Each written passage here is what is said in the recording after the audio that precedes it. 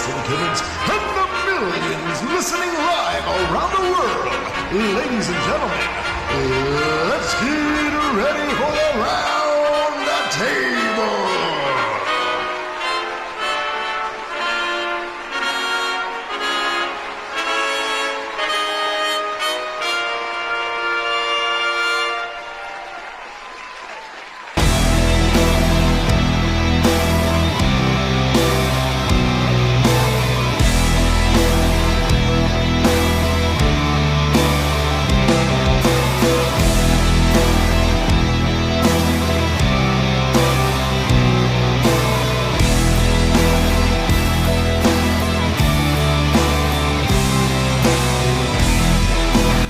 Everybody, how's it going? I am the Wild Man, Keith Miller, and I am here to welcome you all to another week of Roundtable Wrestling with my esteemed co-host, Brent the Nightmare Ward. If I call you Brett one more time, dude. Hello, everyone. Pablo Kino Aquino. And our guest moderator for the week, coming to us all the way from Massachusetts, Johnny Boston. What's up, ladies and gents? Don't hold it against me. All right, don't hold that against me either. So let's go ahead and get right into the roundtable portion of the show. Johnny, you got some topics to throw at us? Absolutely. You want them in any particular order? Just whatever you guys want to do, man. Just chuck it out there. All right, man. I'll toss out the first one. The Vince McMahon documentary. And whereas it didn't really reveal anything new about Vince, specifically, I kind of wanted to bring up the fact that this is the first time in 40 years that Hulk Hogan has admitted publicly on video that he stooged off the entire locker room to Vince McMahon so that there would be no union. Yeah, I mean, so honestly, it is common knowledge. I'm not, not anything new, but just the simple fact that the first time in 40 years the man told the truth. Yeah, I honestly about crapped my pants when he said it. Yeah. And I went immediately on Facebook and made a post, and people started digging at me, saying that he had said it a long time ago that everybody knew, and he had admitted to it already. But I did research, and he has never admitted to it. Nope. Like, the guys in the back had said that he did it. Jesse Ventura obviously was like, it was Hogan. It was Hogan. That's why we have so much heat. It was Hogan. But for him to come out even 40 years later and to also seem so proud of it, yeah, like he saved the business. Like that's how he was acting. And there are a lot of other old timers too. I can remember Billy Jack Haynes going off on a legendary rant about how Hogan, literally killed a lot of people's future. Yeah. Tony Atlas was like, well, it was Hogan. Just like, everybody kind of. Yeah. It wasn't, like you said, it wasn't a big secret, but for him to just come out and his attitude about it. So nonchalant. Yeah, it really struck me for sure. It's like, wow, I can't believe he's actually doing this. He's actually admitting to it. Yeah, and it makes me wonder if if we're not gonna see a precedent of more truth being told by more old timers. And I guess it really depends on the platform of who's going to pick it up and who's going to see it and hear it. Yeah. Because there's a lot of scary truth out there that's just gets covered up with, massive amounts of wealth and lawyers. Mm-hmm. I wonder where we've heard that from. Or what other cases that are happening as we speak. I have no idea. Oh, man. It's funny because later on in the podcast, they talked about how Donald Trump learned his politics from wrestling. And absolutely. And wrestling is, or I said the podcast, I meant to say the documentary, but right. Wrestling is real life now, if it hasn't always been.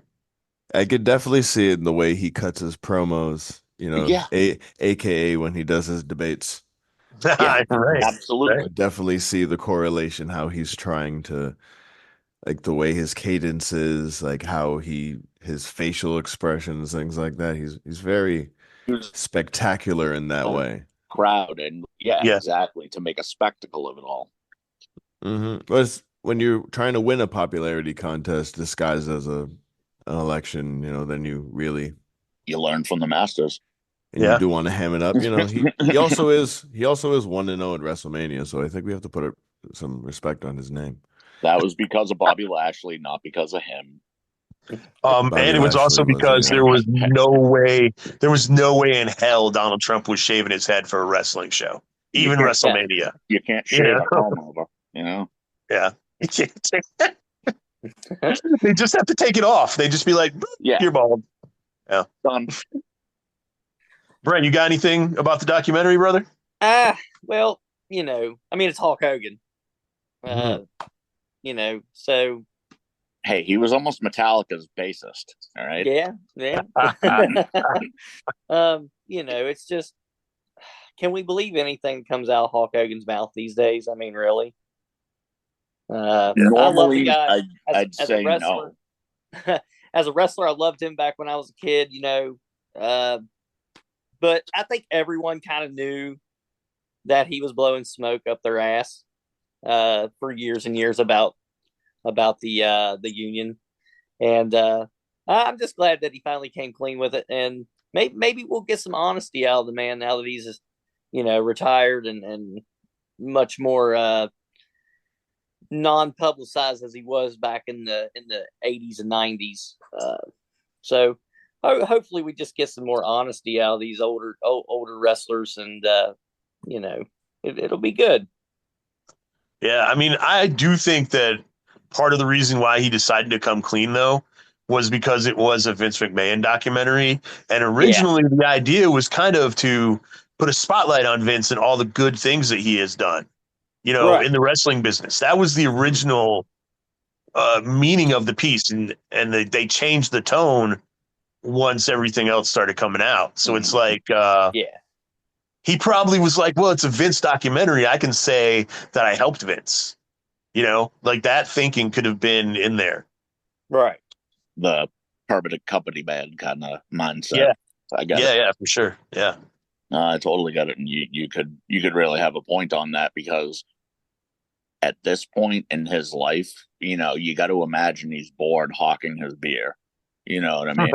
I don't mean that as an insult. I mean, I just mean that's got to be, for somebody, a celebrity of his caliber, that's got to kind of be a boring, life, literally just going town to town promoting beer, saying the same thing 100 times and moving on. I bet he would kill for a Legends contract. Oh yeah. Oh, I'm sure. Yeah. I know when he showed up in Oxford, Ohio, he was like almost 2 hours late, and the crowd was ridiculous by the time he got there. And and he still thought he was at the Kroger. Yeah, he was at the Kroger in Oxford. But could you imagine, like, you're Hulk Hogan and now you're like promoting Hulk Hogan beer at a freaking Kroger in Oxford, Ohio? What gets me even more is he's promoting real American beer when the man was born in Canada. Was Hogan born in Canada? Hulk Hogan was born in unaware. The American hero? That's one of the best kept secrets in pro wrestling, is Hulk Hogan. The real American? Is the real American? Oh, man. Yeah. Is the real Canadian. He is I am a real Canadian. I can't believe that's from Wyndham and Rotundo. Oh, gosh. Fight against moose and maple trees. Is Hulk Hogan punching trees? Yeah. Yes. I'll be strong enough. Pressing moose. I'll be strong enough to stiff punch Yokozuna. I'm not surprised about this documentary at all. It's not No, the documentary itself, was never going to be a surprise. I just think, again, the simple fact that after so long, Hogan finally came clean about it, I thought just worth pointing out. The Shane thing was interesting. The whole Vince gave Shane a knife and said, if you ever want to run this company, you're going to have to kill me. Yeah. Like that's serious business, man. That's medieval. I believe it That though. is straight Yeah, up oh, me modern too. day medieval. Yeah. Me too. You know, Game you of want to Thrones, be the king, you kill the king. Like Yeah. I respect Macbeth it. I think it's type. bizarre in this day and age, but I kind of respect it. Oh, Yeah. yeah. Because See, that's the same kind of like passion that people like Paul Heyman, have for the Tommy Dreamer. That's the same kind of passion. I just don't think either of them are rich enough to be that much of a psycho about it. Right. This is the Well, thing, Right. right? and it If I- says a lot about a family dynamic. You know what I mean? I would never in a million years hand my kid a knife and tell him, like, if you want to be head of this family, kill me. Yeah. We're not the mafia. That's- Um, I don't so think it's it's a a really literal weird. thing. I mean, Maybe very, very give over him the a top. knife. But Yeah. I would also never pitch, a storyline where my daughter My daughter's is pregnant by with me? my Yeah. kid. Oh And, my Yeah. goodness. Yeah. Oh, Yeah. not me. Well, how about Shane? No. Stephanie was like, "No, we're not doing that." It's like, dude, people make fun of wrestling enough, Dad. Stop. Yeah. Yeah. For real. Well, they were going to do something. I mean, it wouldn't have been exactly the same, but remember the whole Stacy Keibler thing?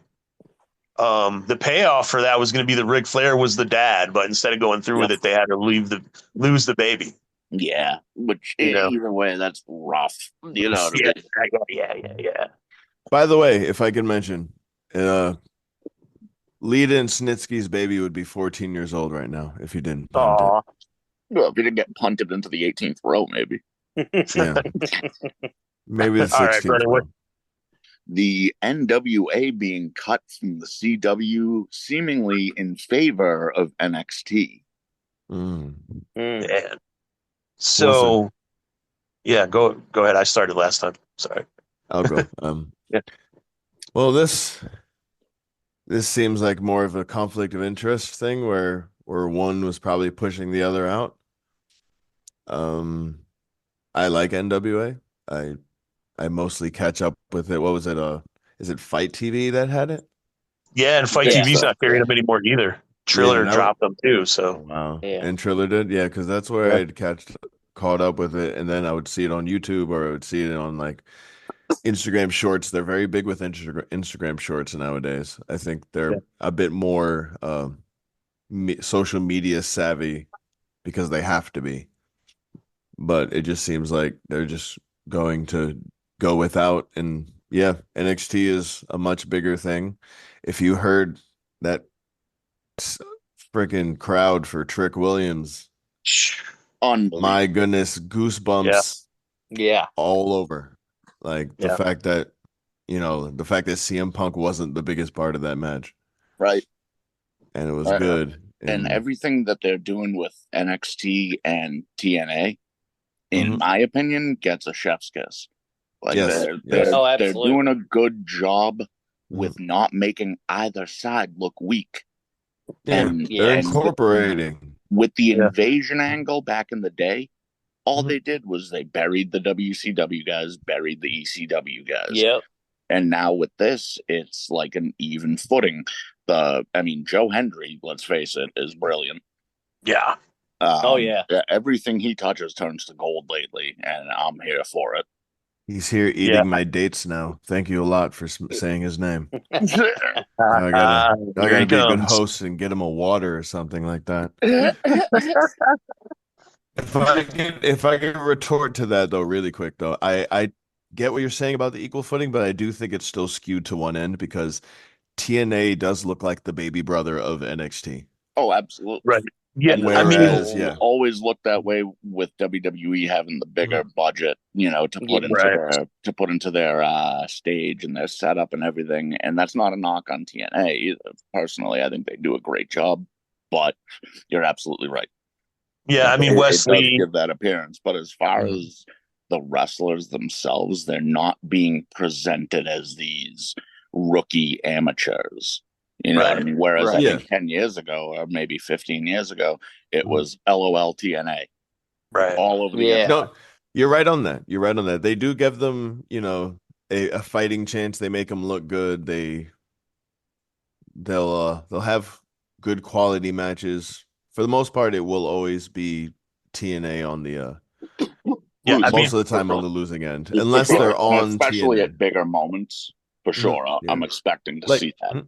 Like Jordan beat Wendy Chu, but Wendy Chu wasn't Roxanne Perez. You know what I'm saying? Right. Yeah. I feel like if the Wesley, Zachary Wentz, if they had both been under contract with WWE, the match in NXT would have gone the other way because it would have been the rub to Zachary Wentz to go to the next level. You know what I mean? Yeah. That's interesting. But instead, Wesley Exactly. went over because he's the one with the WWE contract. Yeah. I also, they made Hammerstone look strong, but that is actually the weakest I've ever seen Hammerstone look as far as against taking Oba? a clean pin. Oh yeah. Yeah. That's true. I but mean, I'd he like held to his see own. He them looked make him look awesome. weak. But he ended up, taking a clean pin, middle of the ring. Hammerstone doesn't do that much, Right. So- Nor should it, really. I mean, look at- Right. Yeah. Yeah. So, but I loved his showing. You know what I mean? I loved that he got to show. And that's a Mhm. big part of it too, is the Yeah. cross exposure for everybody has been Yeah, because he got to show that he wasn't just a muscle guy. Yeah. Right. Like Hammerstone has a lot of cool moves that he was able to pull out. But in the end of the day, he was pinned in the middle of the ring. His That never personality happens to him. isn't. His personality is not the typical big dumb guy.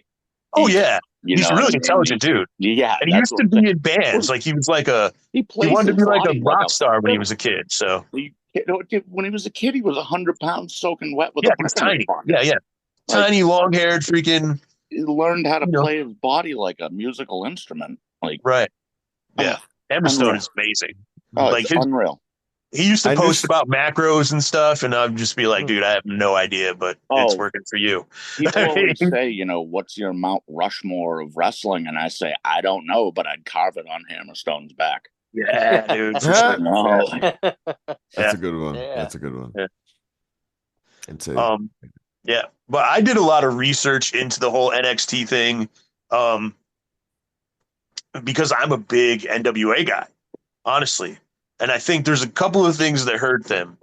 The NWA tapes their shows, Yep. and they tape them Yeah. very far in advance. Like Yeah. right now, they're showing stuff from the beginning of the summer Yeah. on their shows, Yeah. so that hurts them, especially in Huge. comparison to NXT. Huge. So- Yeah. The other thing is when they did the PLE pay-per-view, whatever, on Fight TV, where they insinuated that there was cocaine. The use of Um, cocaine was not insinuate. tolerated. Yeah. They didn't insinuate it. They had 6 geeks fighting over a bag at the table. And But they never called it cocaine. They said they were snorting a white powdered substance. Oh, all right. They never- fair enough. They didn't call What it a- by oh, name. God. But if Yeah, I'm yeah, beating It up was a Goody's spoon, headache medicine. Well, yeah, Right, I'm it's goody. hitting a spoon It's with goody a powder, lighter. dude. Come on. It's goody I'm not powder. baking individual cookies. You know what I Right. mean? I'm probably Yeah. doing something. It's just a weird. Oh, some suspicious white powder. but yeah, so the thing was, apparently the NWA only had a 1-year contract, and Right. CW had been looking to replace them this whole year. Ugh. They just never told the NWA. Now, Hmm. see, imagine if NWA hadn't done that spot and had been on. Yeah, the- maybe they that would have kept their spot. Who knows? behavior, They Yeah. might have gotten renewed. They might. I mean, I'm not blaming just the spot. I'm blaming the way they handled it altogether. Sinister Minister Yeah. was like, I didn't want to do it. Billy Corgan Right. insisted that I do it. And Right. seriously, if I were him at that point, I would have protected myself and I would have said no. And I know that might have cost the man his job, and I get why he didn't do that. But personally, I'll draw a line if it's a kid-friendly show. If we're But on he's not- Push Slam, I'll come Yeah. out with friggin', a pound of talcum powder all over my face. You know what I mean? And my eyes gacked out and make it look like I'm out of my mind. Yeah. But that's an 18-plus show. You know, Right. Yeah. And it's like, it's kind of like the Jim Cornette thing. I feel like it got more heat than it should have because Yeah. of his stupid wording. If he had Yep. said a backpack full of pizza or a Mhm. backpack full of fucking burgers, I think you would have been fine. But he Yeah, chose Black Country and Fried Chicken. Yeah, go Come through on. Ethiopia with fried chicken on a motorbike Yeah, or whatever he on a said. moped Yeah, with Yeah. fried yeah, chicken. bad Absolutely. business, Well, man. my thing is Billy Corgan don't need to be running any kind of major wrestling promotion. Seconded.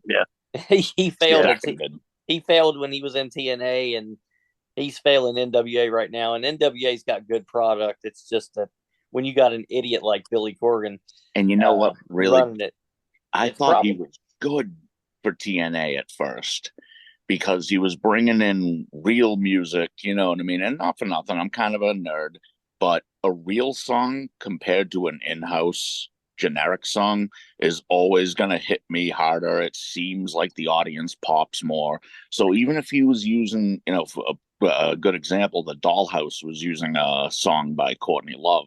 I can't fucking stand Courtney Love, but it added to their gimmick here, you know, in a big way. Decay was using Marilyn Manson for their intro music, and that song just fit really well. So I think a part of what he was doing initially was helpful, and then he fell back into the same rock star mentality that, you know, the rest of his band will tell you he's hard to work with. Right. He gets into this I'm right mentality and then starts pushing his weight around. And really, that's not healthy for anyone involved. No, not at all. It's not, because the man never learned to be a follower before he decided he was a leader.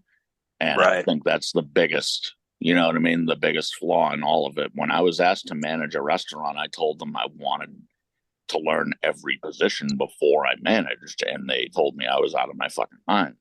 And I said, well, why don't you give me 2 weeks on the dish, 2 weeks on the grill, 2 weeks, you know, host, and 2 weeks waiting.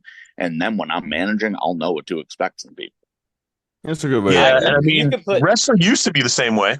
Right. Yeah. Right. And that's my point, is he's a rock star coming into wrestling, trying to run it like a rock star, where he's been catered to and kowtowed to his whole, ever since he made his first, you know, dollar.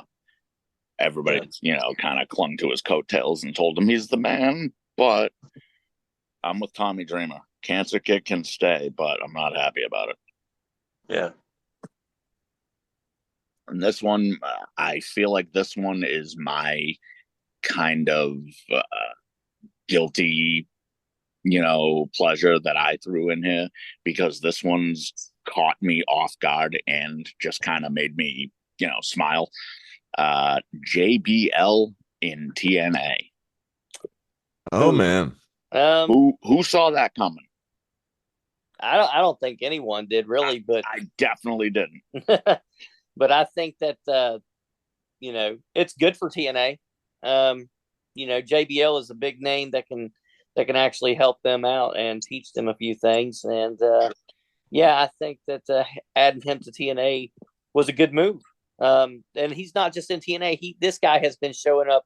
Thank you. I was about to say that. Yeah, was it GCW where he laid out Effie? Yeah, he was at Homecoming. Yeah, he came out on I didn't see that. No one saw that coming, and he's kind of doing like a mix between his JBL look, but the old school like Blackjack Mulligan appearance, like attire wise. Yeah, I'm digging it. You know, and dude, if he grows the mustache back, I'll lose my mind. But I'm digging it because he's kind of got like the you know, Southern sheriff who's here to take over these parts. I don't know if he's good or evil though, so we'll see how that goes. Yeah, I mean, I think JBL and TNA is a good move for them. Brings them a big name. He can do commentary. He could manage somebody. He can be an enforcer. Like he can do a lot of different. He can wear a lot of different hats and be good at all of them. So, do you think with him aligning with Nick Nemeth, he might be trying to low key pull I don't want to say a ripoff, but almost similar to the NWO initial angle? Maybe he's there to get the loyal soldiers back together and fight the company from within. That'd be interesting. So my first thought is Nick Nemeth. Nick Nemeth would take a hell of a clothesline from hell, and He'd sell the shit out of it. This is fair. yeah, and I think there might be a swerve coming. JBL might be looking at one last run for the Right. wrestling god. I And he don't might, know. Oh, go ahead, Pablo. I was gonna say when you had said that about the actual wrestling part, just the way he delivered those clothesline from hells, they looked real rough. Like, to be honest, it didn't feel like he had that. I feel like because he went to Triple Mania, the 32 from AAA.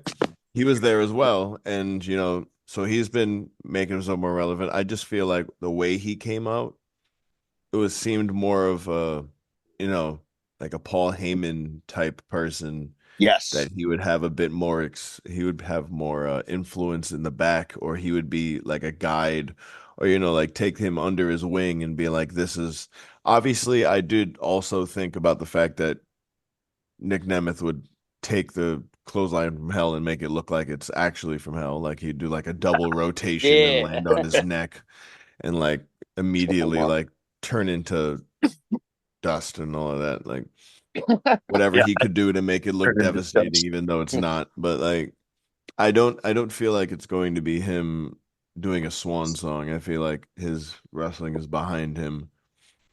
Yeah, I think he should be commentating on Monday Night Raw. That's where he should be. Yeah, I wouldn't mind seeing him as the manager or the the leader of a faction. Again, heel, babyface, that doesn't really matter to me at this point because he's kind of he's treading in the middle right now. He hasn't really staked his claim. As far as anyone in GCW cares, he's a bad guy because he wiped out Effie. Right. But as far as TNA goes, completely different fucking planet. So I don't see him fitting in well with TNA on commentary. I see him fitting well, like you had already said, on Monday Night Raw or in AEW. I think he would be a stellar replacement for JR. Yeah, I'm just not a big AEW guy. Well, I mean, I'm just saying that JR, I have all the respect in the world for, but he is getting up there. He does forget names and moves, and he occasionally falls asleep. So do I. It happens. Yeah. But I think JBL, with the knowledge that he has, you know what I mean? I think it would be perfect, really. I had something on the JBL thing. What was his I suppose MO, or what was his connection to Mance Warner to help him win the title or keep the title? See, that's what I'm saying. We don't really know. Like, it seems like he's aligning with certain people, and there's no real connection as to why. He helped Nick Nemeth and also whisper to him after that appearance, and then he goes out and, well, I think Nick Nemeth is also in AAA, or he also does some wrestling there. Well, a lot of the TNA wrestlers, a la John Morrison or Johnny, whatever his name, Johnny Mundo, Johnny Mundo, Johnny Showtime, Johnny last name, Johnny Nitro, Johnny Impact, Nitro, Johnny Morrison. He's everything. Johnny SmackDown. Mm-hmm. I don't know where he is anymore, but yeah, I'll tell you where he's not. Maybe JBL is just collecting good wrestlers that he respects, and he's just gonna make a faction. That'd Who knows? Cool. I think he'd be cool in that menacing way, and he can, they can just go kick people off the border together. Trying to rebuild the APA. Nice. There was only two of them, though. So maybe he's trying to get some new recruits. Yeah. There's only 2 Boondock Saints until they found their dad. So, I mean, yeah, fair. Spoiler alert. Dang. I've never seen that movie. 20-something-year-old movie? 45. 35-year-old movie. No, yeah, that's the joke. You can't spoil something. Don't tell me the end of Gone with the Wind. Don't tell me that. What do you mean Romeo and Juliet both die? Wait, they didn't make it? What? Those kids, I was bowling for them. So the Raven didn't kill Edgar Allan Poe? It was the mangled body of their son outside the monkey's paw.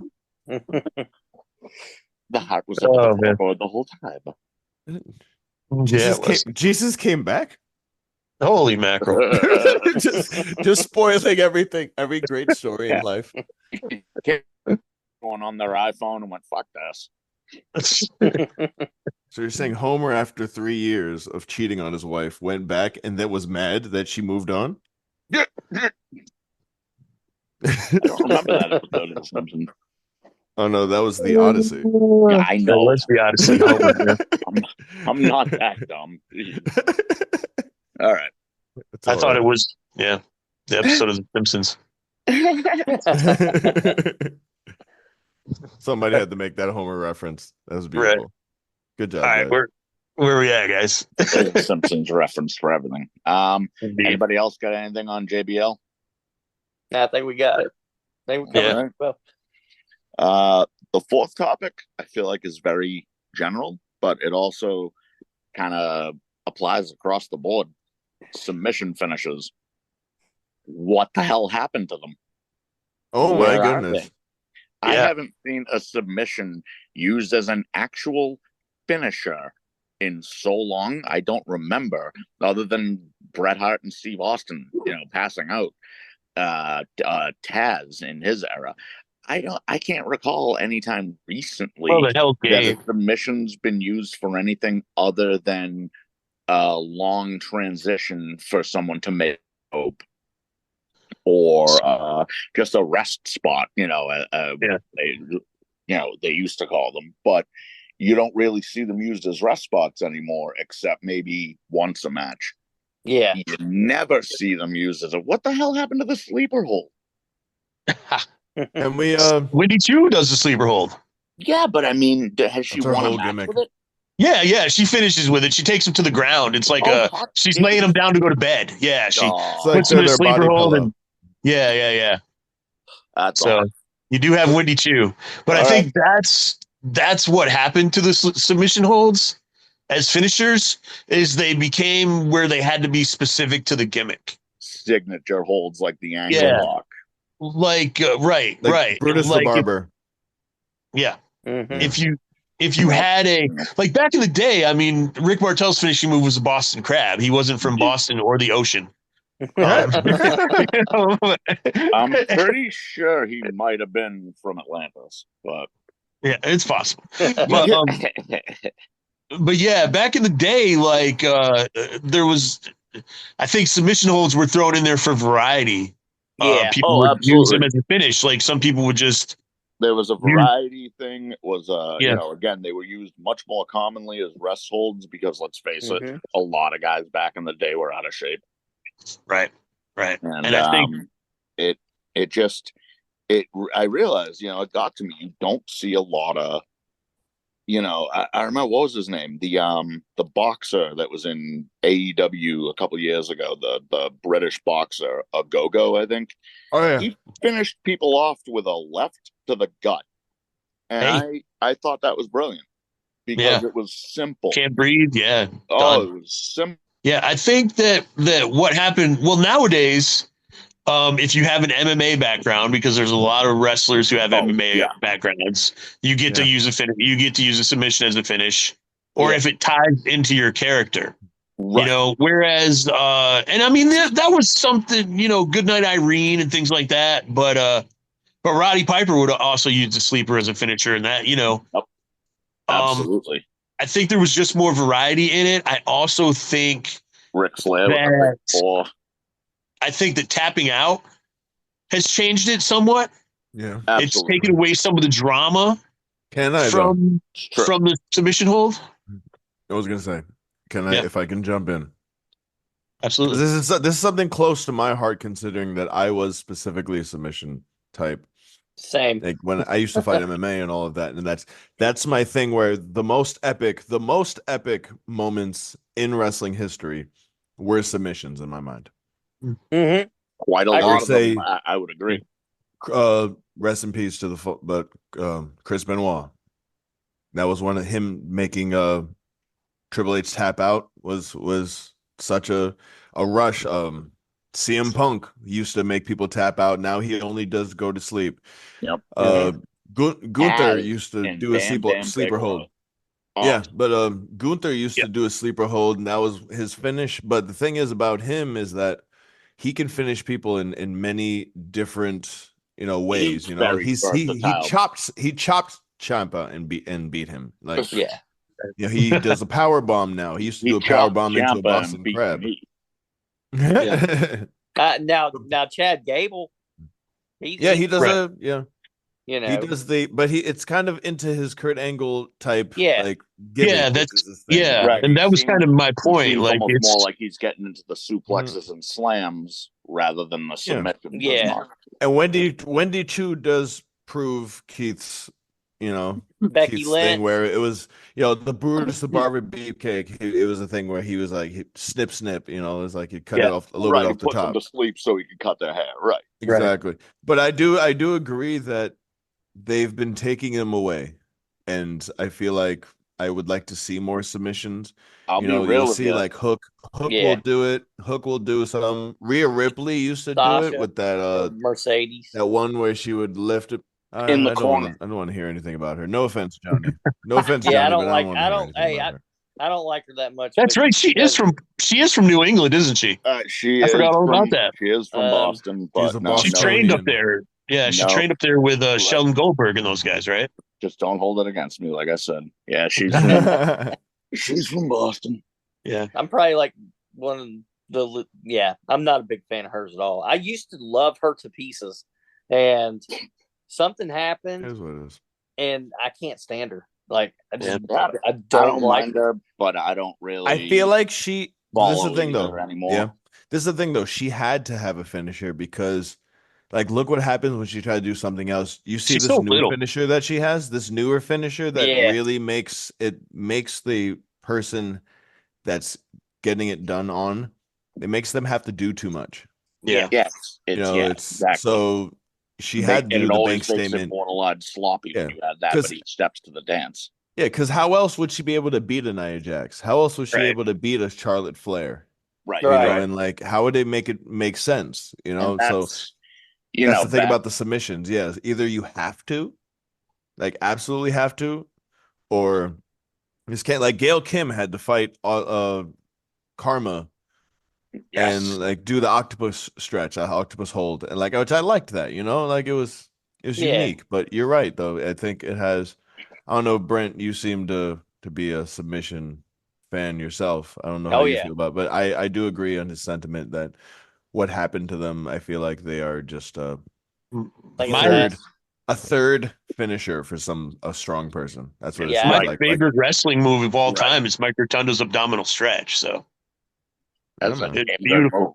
Yeah, Most that's a beautiful thing in the textbook world, dude. application too. Jeez. Yeah, he did it so well. Yep. Mike Rotundo's abdominal stretch was And the see- smoothest step into it. Like it was so beautiful to watch. Yeah. I wish he had And, done a match with it though, like as IRS, you know what I mean, or in a big spot with him and DiBiase with the belts on the line. You know what I mean? Yeah, he Like, always did the airplane spin. Like when he Yeah. was the rich dude, he called it the stock market crash. But Yeah. the airplane spin or the butterfly suplex, those were his two finishers. But he had the sweetest abdominal stretch, dude. That's my favorite, literally my favorite wrestling move of all time. pretty sure It's Rick Mike Rotundo's Martel had abdominal a stretch. really, really good abdominal stretch as well. Yeah. I know we mentioned it earlier. did Bray or Bo ever break that out? I don't know. Abdominal stretch. They Not should. that I recall, but I also, didn't watch NXT for a long time, so they might have. I feel like they use that as a rest spot as well, Yeah. Right. but Absolutely. they don't do it as much. But yeah, But I mean, as you far used to as- see surfboards and bow and arrows and we Yeah. saw a That's camel why I like clutch. Daniel Bryan Danielson. He still dragon breaks out the sleepers. Well, I'm saying though, it Surfboard. didn't used to be you'd see it once a month. You know what I Right. mean? It used Yeah. to be you'd get a Japanese guy and a Mexican guy, and all of a sudden you're seeing things that you didn't know humans could even do. Romero specials and Yeah. Oh yeah, surfboards. Yeah. Gordy bombs. Yep. Mhm. Yeah. I think that just one last thing about submission holds. From me anyway, I think that not using them as rest holds as often is more of a commentary on the state of wrestling right now. Rest holds aren't the thing anymore. Like for a long time, the fans would chant boring during rest holds, and the wrestlers would do them anyway. Right. But sometimes now, out of spite, sometimes, Now if you get a boring chant now, you might lose your job. Right. It's got to be excitement all the time. Wrestling has become 80% a kung fu movie. Oh yeah. I agree with that. Yeah. Well, here's an example, right? Did anybody see the Osprey Ricochet? Of course. Yes. Yeah. Exactly. That's 100% to your case where, do you really want FTR versus the premier athletes and FTR do a whole bunch of headlocks into, it's great stuff and Daniel, Bryan Danielson is very good at it and making it seem real menacing and strong but it's hard to get the average fan, the person that isn't just a mark, right, to actually watch a masterclass of rest holds between like Claudio and Bryan Danielson, or you have somebody like Charlie Dempsey versus John Gresham happened a month ago, and it was freaking. That's a technical masterpiece. The William Regals. The William Regals were never really appreciated. No, because of that, it's beautiful. David like Finlay. Tajiri was one of the most beautifully, like, all of his moves went into each other well. He was at a really good flow. Yeah, exactly. It's gone. It's something where they want high action. And I think a point that is lost too is if we did have FTR doing a series of these chain holds and chain wrestling into different various holds or submissions, followed up and interspersed with spectacular, either from them or the other team, I think the crowd would come to appreciate it more. I mean, I just remember the ECW crowds chanting, "This is awesome." At things you wouldn't normally get the chant for because the two guys are actually wrestling. Yeah. I think it's the old pairing of like the Rock and Roll Express and the Minnesota Wrecking Crew. Oh God. Arn Ole would work the part and do the body slams and do all the impact stuff, and then the Rock and Rolls would get to drop kicking and cross body blocking and back elbows and moving. Yeah, and that's how that style works best, especially if it's today's crowd. I absolutely agree. I mean, again, there's something to be said for the constant, fast-paced action. Yeah. But, I mean, in my opinion, again, you got to sprinkle in at least a little bit of what they're here for, which I thought was wrestling. That's what the marquee outside says. Otherwise, just put the two guys in the ring with shotguns and see what happens. Yeah, why not? Yeah. Let's go full Hollywood. That's what AEW look like they might do. Yeah. Most definitely. They have stun gun on a pole match. Shotgun on a pole match. I do wish them well, but every now and then they make me scratch my head. Yeah. Yeah. You know what I mean? Like I got friends that work there too. So me too. Just like everywhere else, just like everyone else, or I should say, just like everywhere else and everyone else here. So it's. I mean, I want them to do well, but man, sometimes I just wonder. I love Jeremy Ping. He's one of my best not around friends. That kid is gold to me, and he always will be. So I can't not root for AEW because you're a wrestling fan. One would think you would root for all companies, even if you don't like them, just so people have a place to work. But that might come from having a toe in the business too. Yeah. You know what I mean? So maybe not all fans look at it like that. I just remember Jeremy when he wanted to film things and he was trying to get work. You know what I mean? And watching his progress, and now he's part of the production at AEW, and I can't want him to fail. Right. You know what I mean? Right. I can't do that. So I totally got it. Totally got it. Yeah. Are we all good on the submission finishes? Yeah, I believe so. Yeah. That's it. So yeah. All right. Last topic. We're just gonna do around the table. Pop off with your favorite current wrestling act and why. And as an addendum to that one, may as well throw in your all-time favorite too. ooh, Oh, okay. That's fun. Right. See, gimmick? Are we talking about specific gimmick? I had written wrestling act, so I guess that encompasses the wrestler themselves, the gimmick, storyline, Okay. anything really. But there's so many. the addendum, I would say, would just be your favorite wrestler of all time and why. Okay. Who wants to go first? Yeah, I can go. Hot Stuff Eddie Gilbert, man. He was brilliant. Like Yeah. you watch Eddie do anything, and it's perfect. That is a great friggin' answer. Thanks, man. He's an undersized guy, but everything that he did was believable. Like you bought Eddie Gilbert as a brawler, you bought Eddie Gilbert as a technical guy. His promos were absolutely amazing. And he is the guy who brought the Southern style of wrestling to the Philadelphia. Northern territories, right? Which became ECW. Yep. His whole thing was like the blood and guts and the brawls that they do down south. He wanted to take it everywhere. And I know people who knew Eddie. I never, obviously I was a kid. I mean, when he died, I was in my very early 20s. But they say that he carried around a notebook where he was constantly just writing ideas. I always tell young wrestlers, if they want to study a perfect wrestling match, it's a TV match. Like if you get 5 minutes, watch freaking The Handsome Stranger and Eddie Gilbert in the GWF television title tournament finals. That psychologically, that match is perfect. Oh yeah. And as far as my favorite current act, oh man, okay, so this is tough for me because Rhea Ripley is so amazing, but I think they're starting to make her corny. Like last week, I said she was my favorite wrestler. Yeah. But now it's like after Bad Blood, I think it's kind of gone overboard.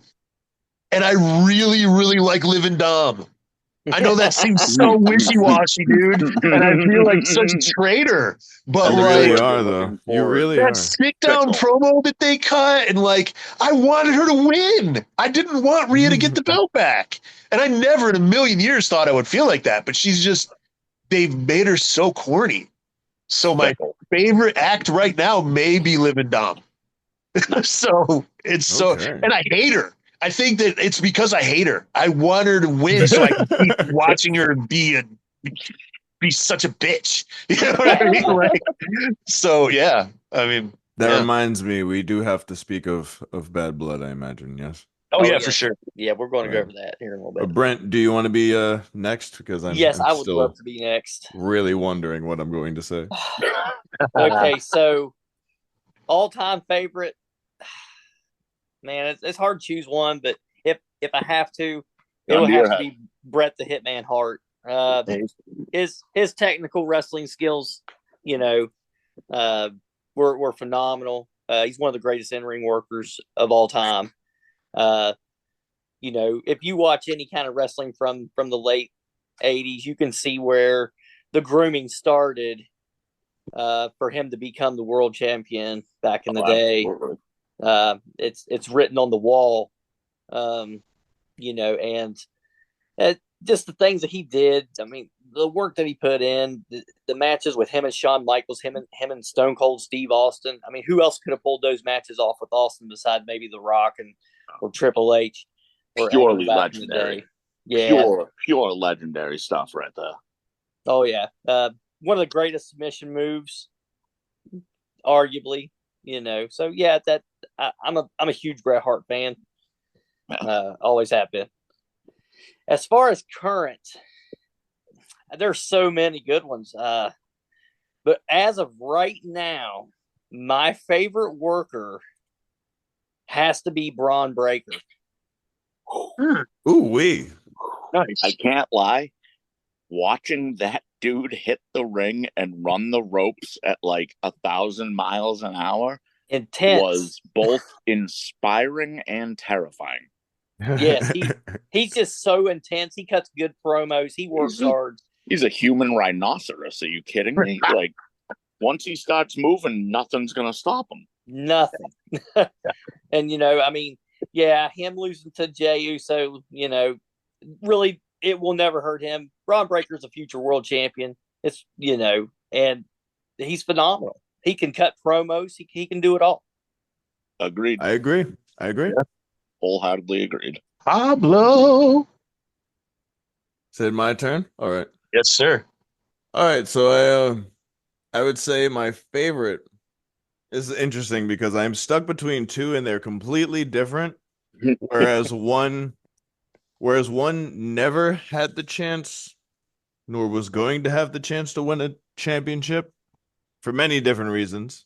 And another won many championships, even though pretty much was embattled the same way. But those two, I say my favorite growing up, just because the way he was Shawn Michaels.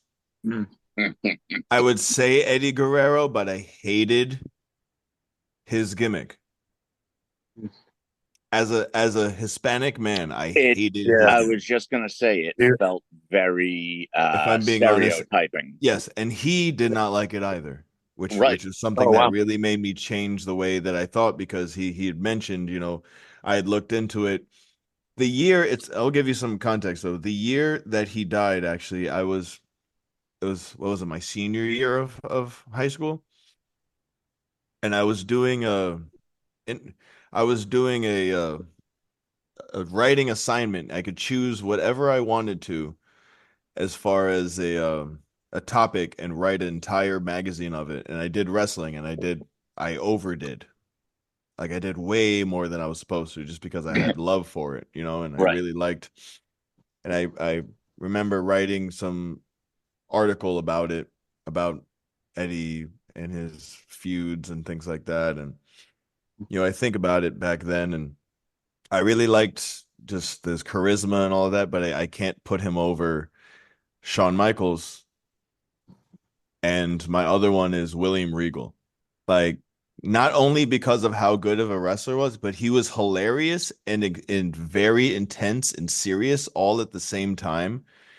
He could jump from serious to very whimsical and funny and like ridiculous, like doesn't take himself too serious.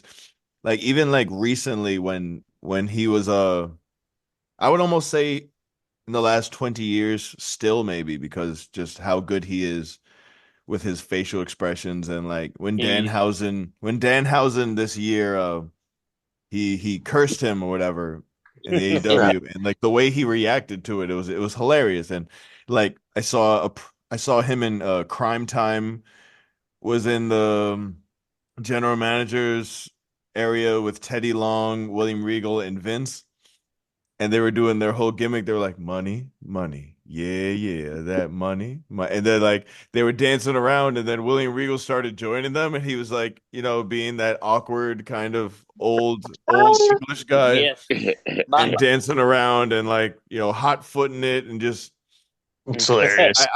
I think he's amazing. And so it's basically me at the barbecue.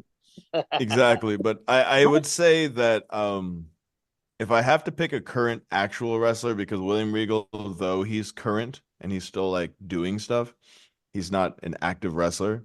And the reason why I said that whole thing about Shawn and William is that William Regal never got the top of the mountain. But he's the man. He was so good. Like, he was hilarious.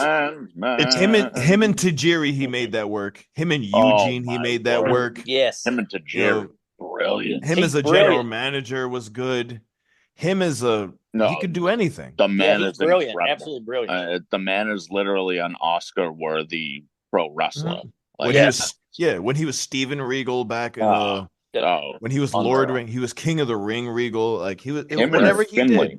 Him and Exactly. Finley together was like watching two. Oh yeah, him, Finley, and Dave Taylor. yeah. Their little. Oh, it Dude, was do you know like what's Oh, yeah. funny? Last night I watched a freaking Nitro from 1999, and we have talked about Bret Hart, Eddie Guerrero's racist gimmick, freaking William Regal, Finley, and Dave Taylor. They were all on there.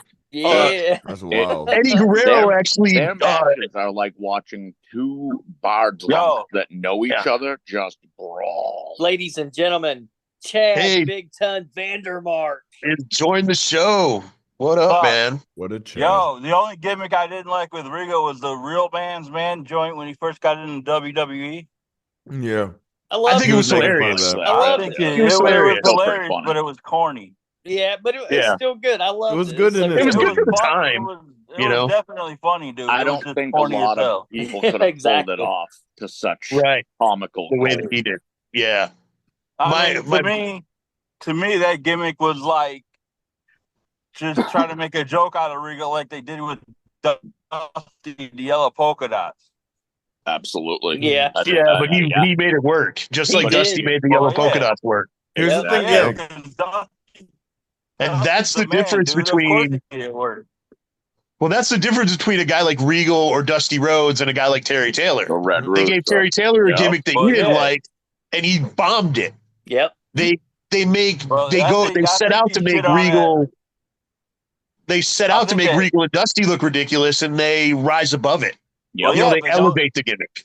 And that's You see- that's where the natural talent in a wrestler lies. Bingo. is the Bingo. You Yeah. know. Absolutely. it doesn't matter what you're wearing, what you look Mhm. like, your Nope. skin color, your height, your weight. If you can connect with one person in the audience and then have that catch like Right. wildfire, Ripple Yeah. effect. Yeah. Yeah. Here's for the Oh, big man.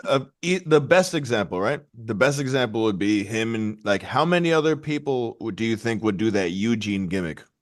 Oh, Oh, man. man. Yeah. How many people do you think That would was- be able to have that poise and be able to And actually it was make that? emotional. Yeah. You know what I Yeah, mean? it was. Yeah. It turned Yeah. into like he won him over because he was such a sweet kid, you know? And he was Yeah, like, Exactly. Right. He was really good. I love that gimmick. yeah. When Yeah, he that turned was- heel years later on the indie scene, that was the dumbest thing I'd ever seen in my life. Oh, Eugene. Yeah. Oh, well, wasn't it like that he wasn't an idiot? Yeah. Wasn't that the gimmick? Yeah. Like, yeah, he became, Yeah. I'm not an idiot. But Yeah, whatever. He didn't handle it that great. No. Nick, Well- Nick Dinsmore, right? Yep. Right, Yeah. yeah. Yeah, And the thing yeah. is, Nick Dinsmore had to sit down there and watch so many people get called up. Yeah. So Wow. Chad, True. Yeah. okay. Hey, who's your favorite of all time, and who is your current favorite? My favorite wrestler of all time? Yes, sir. Oh, God. That's the common response. Yeah. Harley Race. Ooh, good answer. Yeah, Good great answer. answer. And it's funny, I just saw a thing the other day about how Lou Thez talked about Harley Race the way Jim Cornette talks about the Young Bucks. He Yeah, literally yeah. said, "This kid's style is bullshit. It's gonna kill the business. This isn't wrestling." Like, Yeah. I don't know, man. My current favorite, unfortunately, even though I think Tony Khan screwed up big time, I think would have to be Okada. Ooh, not a bad choice Re- either. um, that dude, Okada's again, beast. another one Current- that's really just Lou. Current Okada? I think Tony screwed up big time because I don't think you turn Okada heel because he is loved. He's too even- likable. Well, yeah, exactly. He's And he's such an asshole. Of course he can be a heel. Of course. That's just like me, dude. Yep. Don't everyone jump to his defense. No, nobody. Nobody at all. Yeah. I'm saying that's why my wife is sitting right here next to me laughing because she knows I'm a dick.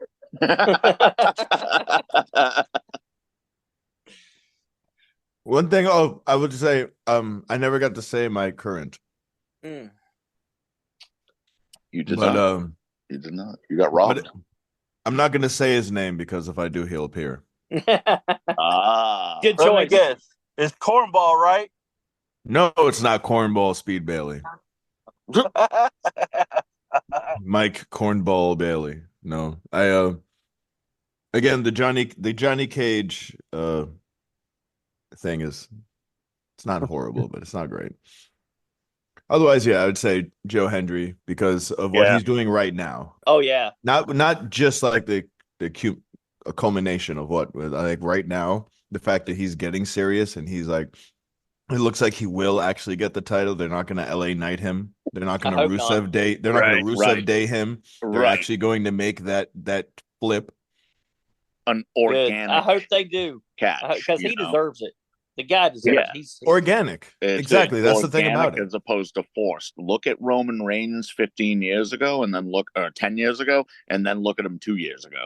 Yeah. Or organic. Look at him now. Forced. Yeah. Look at him now. Right. Yeah. Right. Lucky for me, I don't get TNA anymore. No. I'm sorry to hear that. Lucky for me, that doesn't mean I don't. Yeah, Right. I'm saying I can Me still too. see him on. I can still see him on NXT, but I mean, we all know. Well, except for maybe Johnny, that I think TNA is garbage. Yeah, well, even a broken clock everyone's is right twice a day. Yeah, everyone's entitled to their opinion. All right, so do you guys want to get into Bad Blood or the? Hold up. Oh yes. Oh, we got something else. Sorry. Dad, who's your current favorite? Oh yeah, and Pablo. He said Okada. He said Okada. He said Okada. Yeah, we're good. I said Okada was my favorite. Yep. We we're good. No, I got nothing else on the docket. So, cool. You guys want to get into Bad Blood or the indie wrestler? You want to I do don't know the about neither. So, welcome to the show, didn't see Chad. Bad Blood. Thank you. I didn't expect to be here this week, but I figured since I'm just in the car chilling. No, Yeah. I just figured since I'm in the car and she's driving, I figured I'd join. What the hell? Let's indie spotlight this. This is our new segment, so let's kick it. I'll just be sitting here listening to what y'all say about Damien. All right, so I picked the indie spotlight wrestler this week, and I chose Damian Chambers. Yeah, he's been working for 4 years. He's out of Ohio. He's done stuff on AEW. He just recently won the ACG North American title, which is a Canadian title. So he is now an international champion. From the beginning, he had the athletics, but he's really recently in the last couple of years come into his own as a character as well. His whole thing about how the world only makes sense if you make it, if you force it to. Yeah. Yeah, it's really dope. He's recently started bringing his wife in, who is an awesome, super athletic wrestler in her own right. And she's bringing a whole nother dimension to him because, having a hot chick with you in a wrestling setting never hurts. I feel like you're literally stating what should have happened with Karrion Kross 10 years ago. Yeah, for sure. Yeah. Sure. Yeah, I can see the parallels, man. He's Absolutely. just starting to catch back up to where he was in TNA. Yeah, I'm hoping it doesn't take that long for people to catch on to the fact that Damian Chambers is a superstar. Like, honestly, I had him on one of my shows. My first glance popped both of my eyes out of my skull. Yeah, and that's the thing I was going to say. I booked him on a show a couple years ago, and the guy looks like an action figure. Yeah. He literally looks like he looks like someone took him out of a box, blew him up, and put him in a wrestling ring. I mean, so. That's dope. That's awesome. That's dope. Yeah. Sounds like somebody I should check out. Yeah, you should. Yeah. Definitely, dude. He's so good. He's awesome. Him and Ace Austin. Somebody post in the group or send me some information about him, and I'll check him out. I'll send it. For sure. Him and Ace Austin have had one hell of a match. That's another amazing kid. That kid over the last 5 years has just blossomed into an international fucking phenomenon. He is everywhere. Yeah. ABC is hot. They're real good. All right. So, anybody else got anything to say about Damian Chambers? Yeah, I do. They got- Man, I watched. Okay, so whenever you sent me the person we were doing, so it was Damien, right? So I looked into him. The guy is good. Like he can work. He's got mic skills.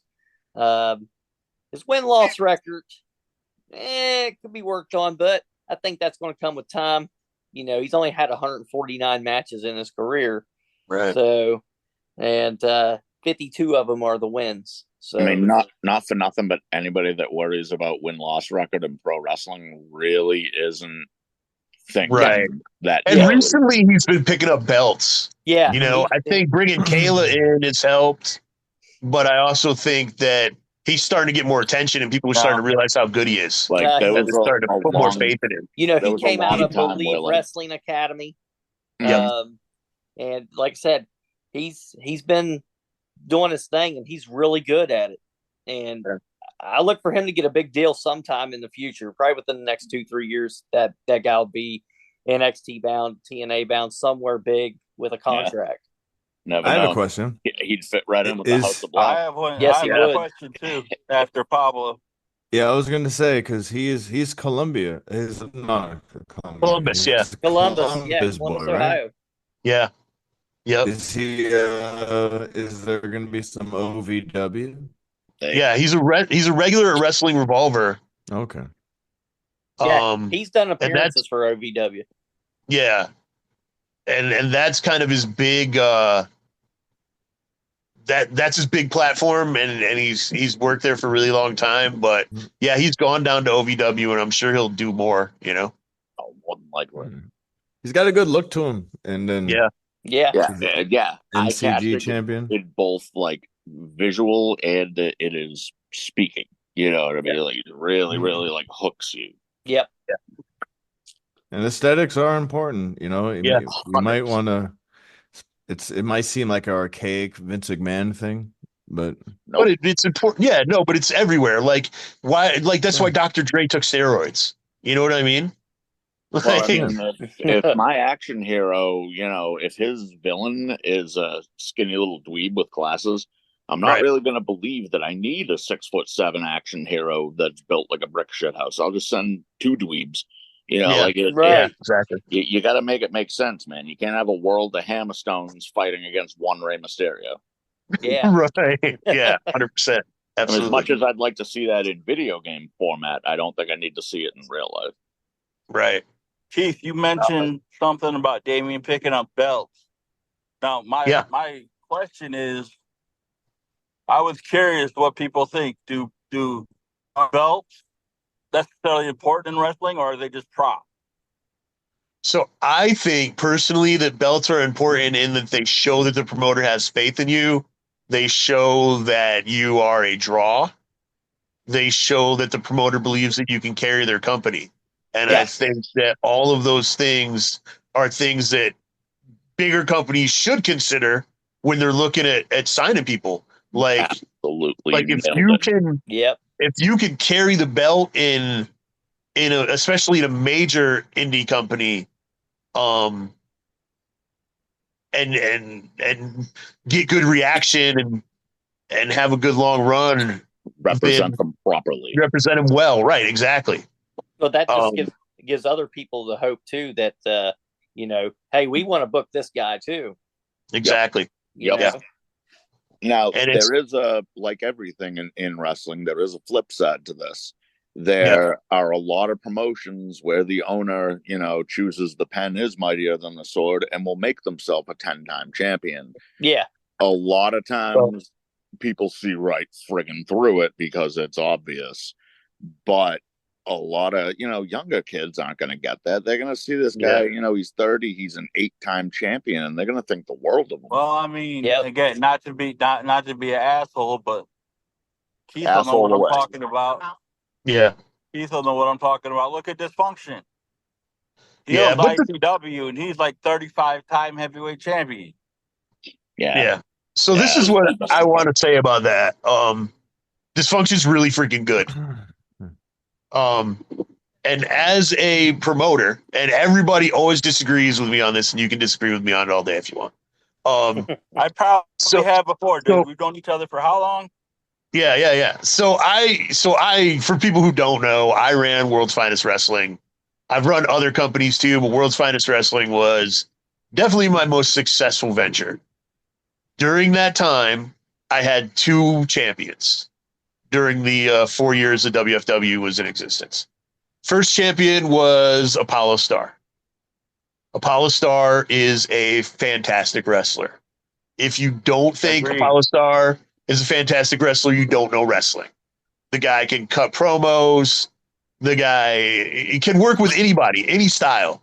Mm-hmm. He's strong enough that he can throw around big guys. But he's super gifted technically too. Apollo and I trained together in the 90s. He has been one of my best friends since around 1997, 1998. There's a handful of people who I love in this world, and he is one of them. He was my first champ. My second champ was a guy named Jordan Dye, who I met at work, who I kind of helped him get bigger bookings, kind of helped him develop, gave him his first really big match against Cody Hawk, and love him to death. He is one of the only people in the world who I feel like I can talk about anything with, and he won't bullshit me, but he also won't judge me. And he was my second champion. I will stand on the fact that those 2 guys, when they were the champions, were the 2 most over, 2 best wrestlers in the locker room. But did them being 2 of my best friends help them get the belt? Of course it did. Because you put the belts on people who you can trust. Absolutely. Yeah. So, there you go. I mean, that's my rant from a promoter's perspective on why. Story, you know what I mean? They earned what they earned through talent. You know, right. Knowing you definitely helped it, and a large part of it, that's a huge part of this business is who you know. Yeah. But, from a promoter's point of view, that's why you put the belts on yourself and your friends. You know, no, that's just ridiculous. Yeah. So it's not always the worst decision, is what I'm saying. No. Right. I get that. And you know what? You know what, Keith? Yeah. I'm going to be straight with you. We've had this argument, debate, discussion for years. I know. For years, dude. And it was just most recently we had, I wouldn't call it an argument. I'd call it more of a debate. Yeah. But if I'm being honest, sitting here listening to you say it instead of typing it on the computer, it kind of makes a lot more sense now that you broke it down to me. Right. It makes more sense to me now that you broke it down like that instead of trying to talk about it on a computer. So now I understand more why you make Q your champion. I can explain that phenomenon to you. It's because human contact, human communication is 90% facial reactions and body language. Right. That's exactly why it makes sense to you in this format. Because when you text something, it's cold, it's impersonal, it's basic. And it's taken a lot different, and it's taken out of context. Yeah. Often. Yep.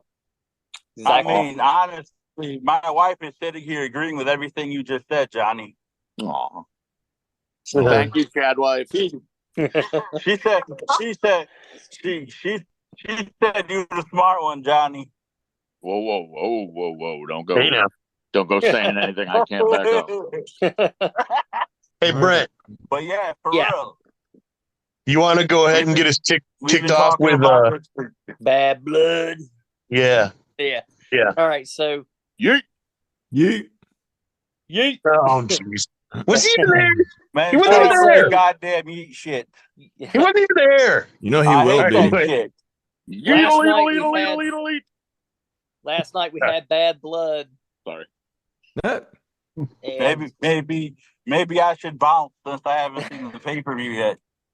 And I just can't call it a PLE. I can't. Right on. I'm too old.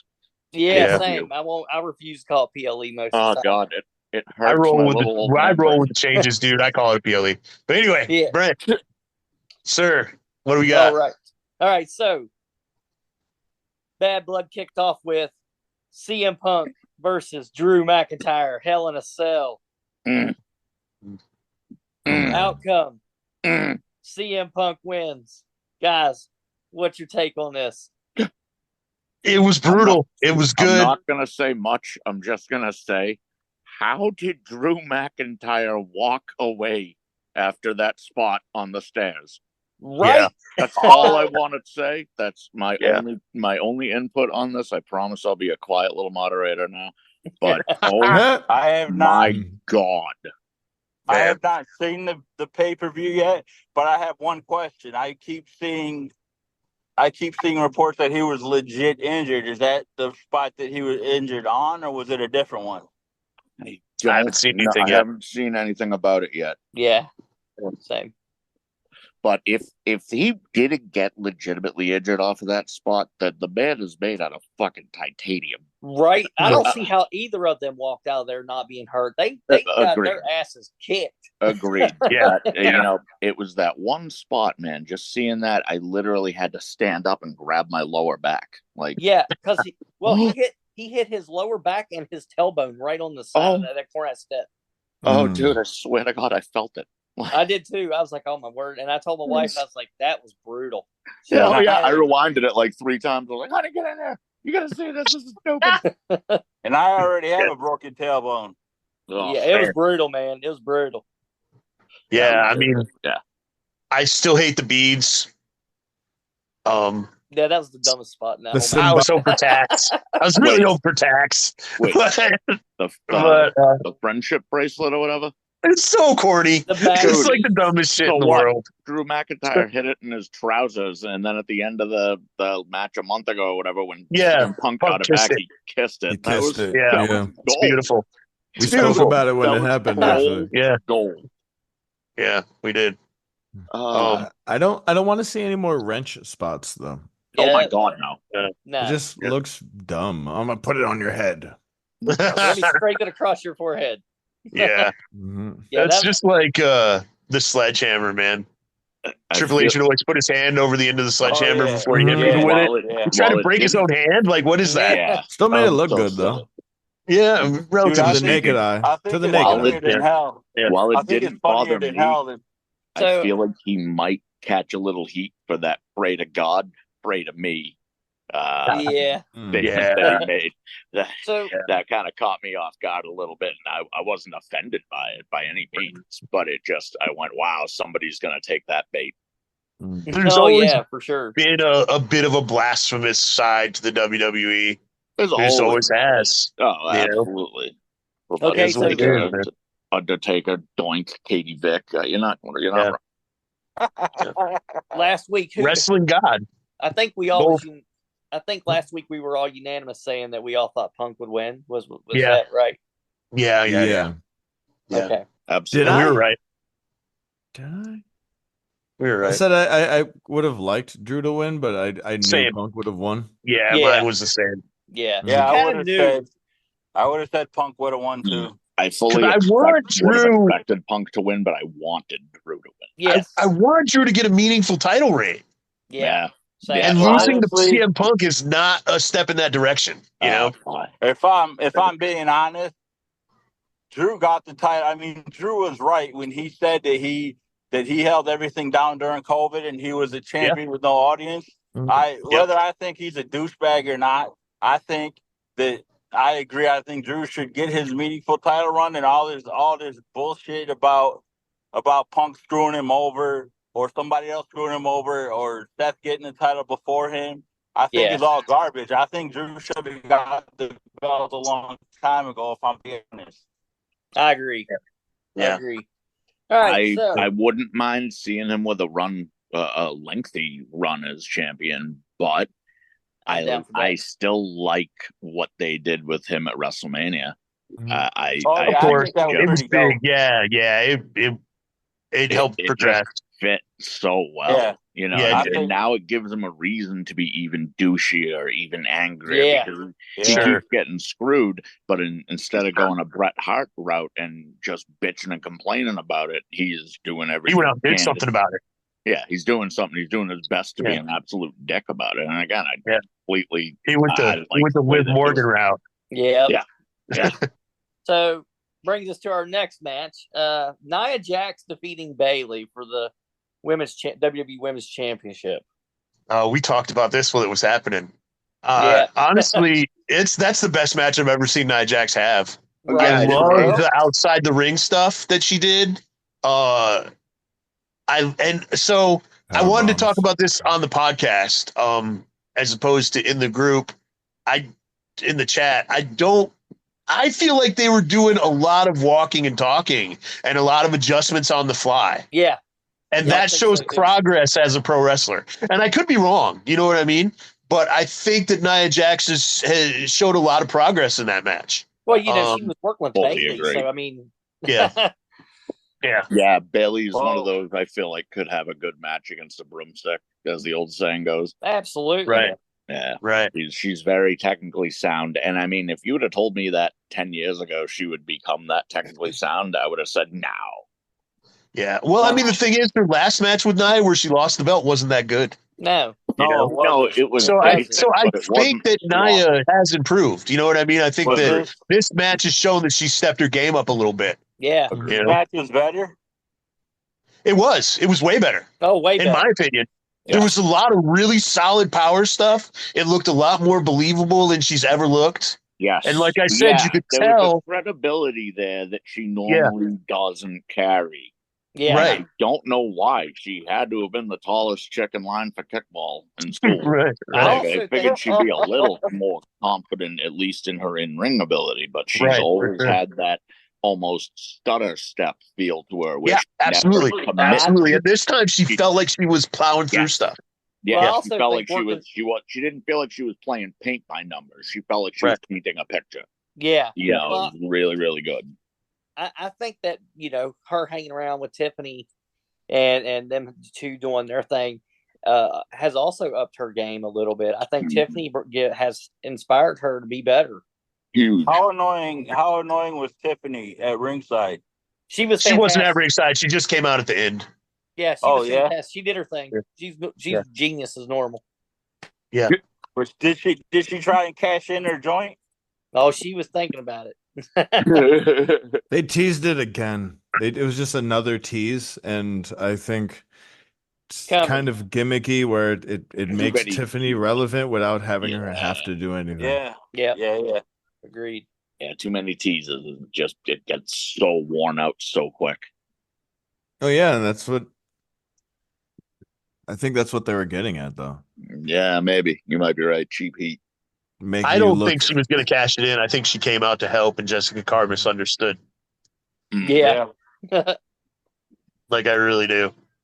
I think it would be the biggest swerve in the history of wrestling if she's really Nia Jax's friend. I would love that. Yeah. Because I Well, always yeah. want the unexpected, you know? that's And the like, bit. and like she didn't cash in on Nia at all unless Nia was the only champ for the year that she had the belt, or for the year she had the briefcase. Then she didn't have But it. she could go over and cash it on Liv.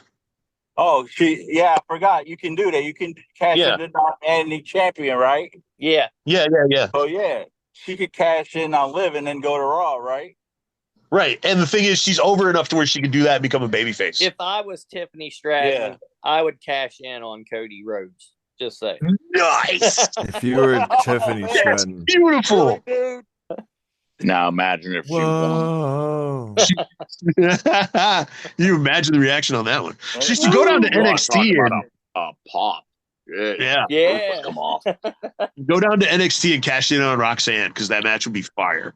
That I would mean, be he's. great. I don't know, man. He's still my favorite Negro icon, but very much so. Yeah. Raheem Rhodes, baby. Ron has got to Raheem Raheem Rhodes. Rhodes. Hey man, Hilarious. those Dusty Rhodes boys, they're Yeah. a family. They're all to cook out. Oh yeah. Oh fuck yeah. They pay spades better than I do. I was gonna say it was a big. I wanted to mention also. I did like what Nia Jax did. I'm happy that this is a more legit reign, even though it seemed kind of gimmicky. But I was gonna say, after the matches, could we talk about what's next? Like, because as far as like Oh, what's sure. next for each person, Yeah, I mean, because I'm not entirely sure what happens after a lot of these. Like, where does CM Punk go? Where does Drew McIntyre go? Where does Nia go? Where does Right. yeah, I mean that's tough. I don't know where CM Yeah. Punk and Drew McIntyre go. Thing is, though, Crown they got Jewel? too much going on. They got too much going on Yeah, with Cody's the Crown. already so involved with. We already know Yeah. what's happening for Crown Bloodline, Jewel, yeah. though. It's Yeah. champion against champion. So it'll be Right. Cody versus Gunther. I don't see how Cody can legitimately beat Gunther. Yeah, No, It would I make don't. Nobody Gunther thought- look bad. It would only make Gunther Oh. look bad. It wouldn't even make Cody look good. I'll tell you Yeah. how. Imperium interferes, mean- and then Roman and Jim Uso interfere on behalf of Cody. Neither man Right. wins, but neither man loses. DQ. Both champions keep their belt. That's my prediction. But then Yeah, it feels that's- like it's that set makes up. sense. Well, it's Yeah. gonna be some kind of dusty finish. Well, remember, Survivor Series is coming, so we gotta set up some either 4-on-4 or 5-on-5 matches. Well, Right. you guys did Good hear. point. Yeah. You guys did see what happened after the show last night, right? Mhm. Yeah. KO, KO flipping. Wait, what? no. No, I heard KO about that also. KO attacked KO Cody. beat the shit No out of shit. Cody. Wait, No, I what missed that. happened? Wait, Wow. what happened with Cody? KO Or KO? KO brought his prize fighter gimmick back, and he beat the shit out of Cody Rhodes Really? in the parking lot. NXT. Really? Oh, I'm gonna have to look for Sami Zayn this. Yeah, I'm gonna have to style. see For real. that. Wow. Yeah. I didn't see the pay per view, but I didn't hear about that either. That's awesome. Yeah, Yeah, he sure that's- did. He beat the living hell out of Cody Rhodes. Well, that definitely sets up the bloodline to have a new ally at least. Yep. So let me guess. Am I without knowing the results, am I to assume that the solo bloodline is heel and Roman and Of course. Jimmy are face? Oh yeah, Of course. Yeah. Jimmy, by the way, Jimmy coming back was pretty huge, but I didn't think that he would be the one coming back. I thought we would have a Hikuleo. new, like, yeah, exactly. I thought Hikuleo would come back or come, I mean, but I guess it makes sense for the Jimmy. And then how do they recruit Jay? How do they make that happen? right. Right. He's got to lose Right. that IC title first. Going back Does to he? Braun Because Breaker. Jay, I was gonna say Jay likes Cody, right? Right. Jay is a Right, fan right, with right. Cody, right? Yep. Yeah, And then they Roman- got drunk together and invented Yeah. heat. Exactly. And then Roman and Jimmy, and then Roman's connection with Cody. So it's Yeah. going to be Cody and Jay bringing Roman and Jimmy, and like Dude. it's going Yeah. to be a 4-on-4, Yep. and then maybe a fifth, maybe a Randy Orton. Maybe Yeah. a Sami Maybe. Zayn. Maybe Maybe a a Sam- Sammy yeah. Hughes. Randy But I Orton, think yeah. Sammy has Yeah. too much going on right now. That's Sammy the thing. Uso. I feel like Nah, But Sammy that's- Uso. Yeah. Sammy Dylan Uso. Uzi. I mean, it can't be a 4-on-4. It's got to be a 5-on-5. So they got to add a fifth somewhere. yeah, that's Hikuleo. why. Yeah. Yeah. The I, Thing Rock. is, though, right? This is the thing. Never though. thought I would pop for Jey Uso. For Jay But I real. did. Jay. I mean, I did though. The Rock Damian is a Priest. possibility. Damian- Right, The Damian- Rock is going to be involved somehow. Yeah. Ooh. No, Yeah. not yet, not for Survivor. He's too big. Maybe not for that. It's gotta Survivor be- Series, but he's going to be involved down the road somewhere. Gotta be Royal or WrestleMania. Yeah. Maybe, Oh, yeah. So at some point, yeah. And to talk off of what Pablo said about, can we talk about who's next? Sometimes they don't know who's next. That's why they got to have these number one contender matches and whatnot. That's right. Mhm. Oh, well, Gunther's Yeah. next because he's facing Goldberg. Well, Yeah. yeah. Oh my god. Eh, Oh, We'll wait. see. Oh, that's right. Did I see the Goldberg for a team guy up? who hates wrestling, Goldberg sure does pop up a lot. He loves Yeah. the paychecks. For that Saudi Yeah. Arabia money, man. It's- That was oh, what he did. It's He all did about last that few money, times. Yeah, when he Yeah. almost He's gonna killed come the out- Undertaker. Oh no, that's what's gonna happen. He is going to spear Gunther, and then Cody's gonna win Yep. because the Saudi Nice. prince Yeah. really likes Goldberg. Hey, Yeah, Hey. might be Man. onto something there. yeah. Thing is, though, again, the hottest thing that you had going for since WrestleMania aside from the Bloodline and the Judgment Day was CM Punk and Drew. So how? Yeah, and that's over now, I guess. Yeah, you know? that's done with. It seems over. Unless I'd Drew like is it to be just like, over. screw you, it's never over. Yeah, You know what I mean? we might Like, see a bit of I will Mad hate Max you out of Drew. till I stop breathing. I You know still what I think mean? it. I still think it leads to the fact that one of them is going to be, if not both of them, is going to be the last two in the Rumble again. Ooh. Which brings us to our next match. We need to move. Damian Priest defeats Finn Balor. Bravo. All right, I'm back. Good match. Bravo. Okay, Um, Damian Quick. Priest defeats Finn Balor. Where the heck does he go this time? Yeah. Stupid internet. All right, Damian Priest In any and Finn case Balor. is that Yep. there's no place to put Damien. Yeah. No, Damian didn't even I was seem saying, to know. but Like, did you guys watch the press conference? yeah, He was like, I gotta go home and think about it. You know? Yeah. it would be a shame if he would just really, technically, Finn Balor should have won this match I agree. why? so that they can prolong give Damian something else to do. Yeah. Well, that's the thing about it is like he was a former champion, and obviously he got it through the means of Money in the Bank, but still he was a champion. Why does it mean that he's nothing more? Is he just ridden in the sunset? No, Riding I off think to the he's- sunset? Like, I think they're still doing him and Rhea versus the entirety of the Judgment Day. Right. So they're that's more than tied likely together still since gonna keep fucking with them, and they're competent enough heels to keep the faces busy. Yeah, yeah. Well, I think that Yeah. Raquel came back so that Liv can move on. Specifically, I think we're going to see for Liv Raquel to and have Rhea a new- now. Yeah. She's going to be distracting Rhea from the belt, and Liv is Yup. going to be wrestling somebody new. Yep. Which, Yep, I mean, we're because- going to get to that, I'm sure.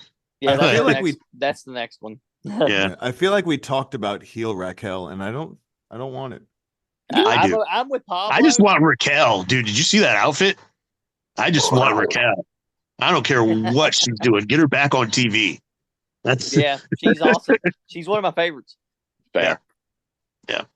Crude, but fair. Which, Hey. I've seen female wrestling fans talk about Roman Reigns in the same All way. right, So. listen, pal.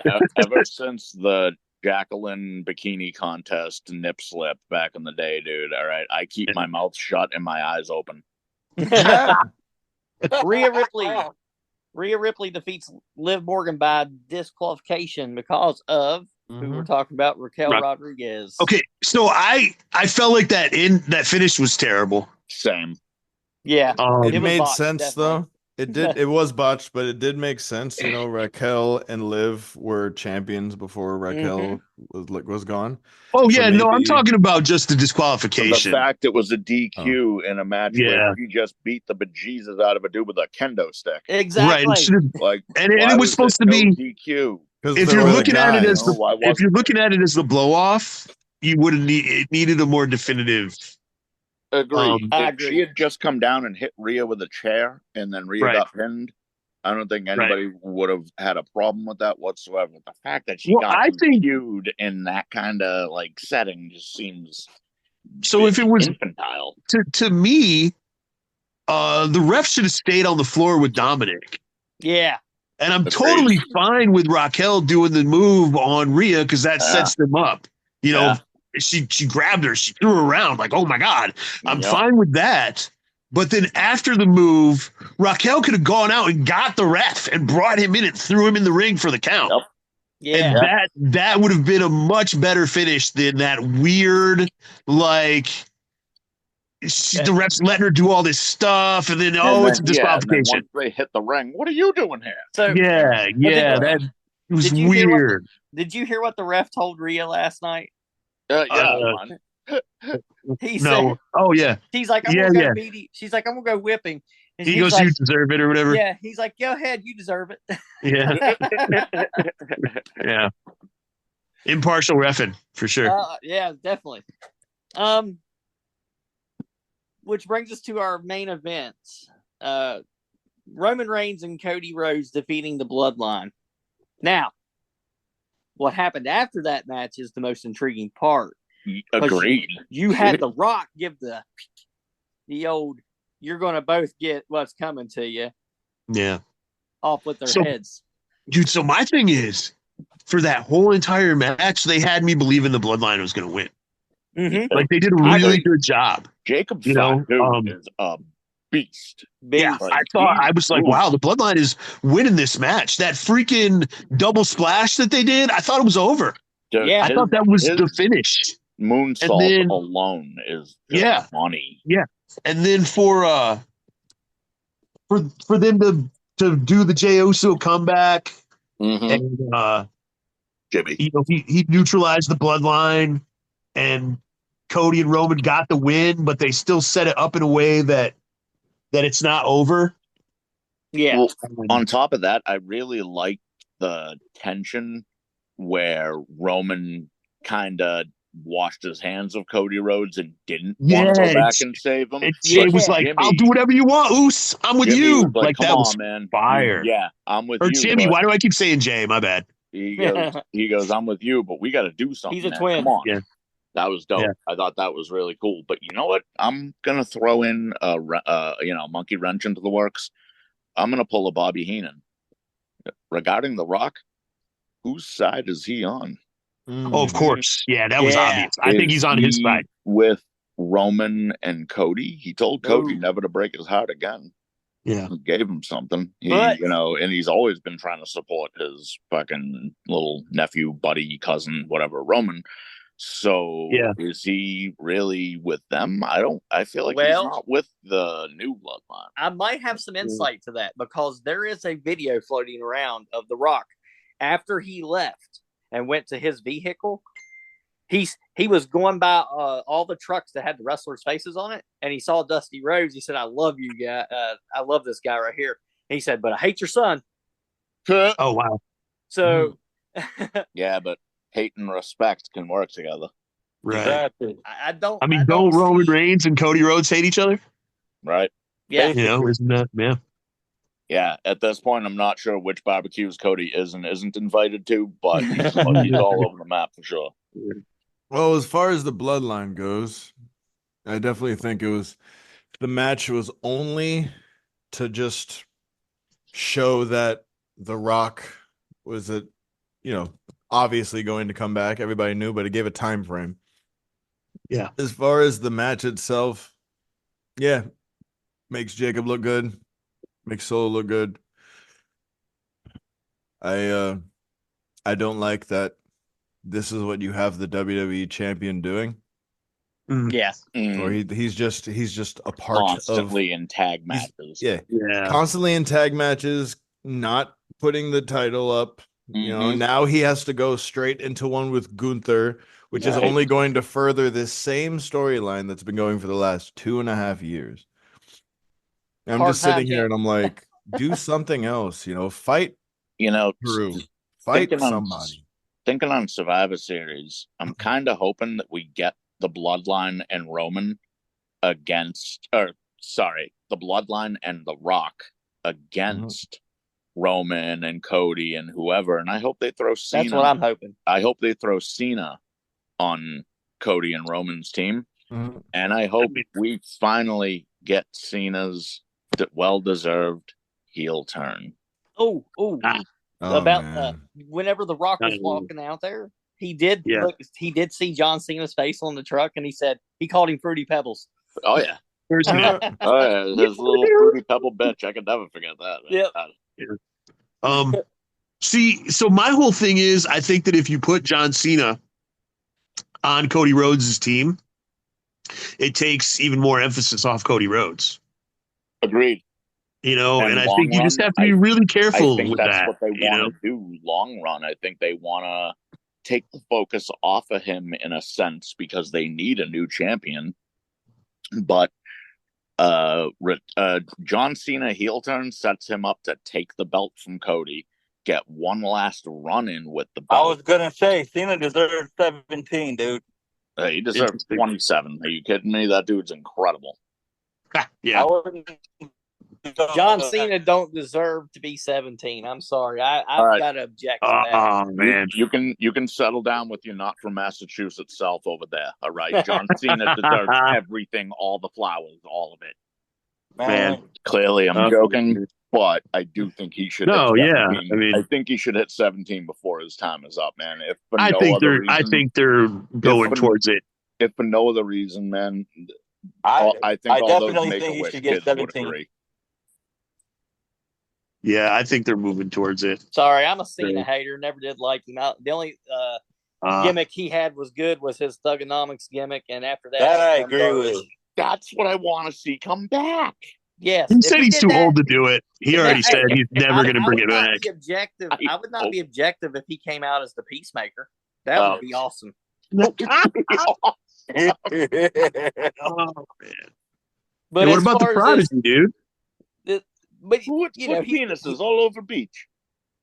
He's had the same gimmick so long.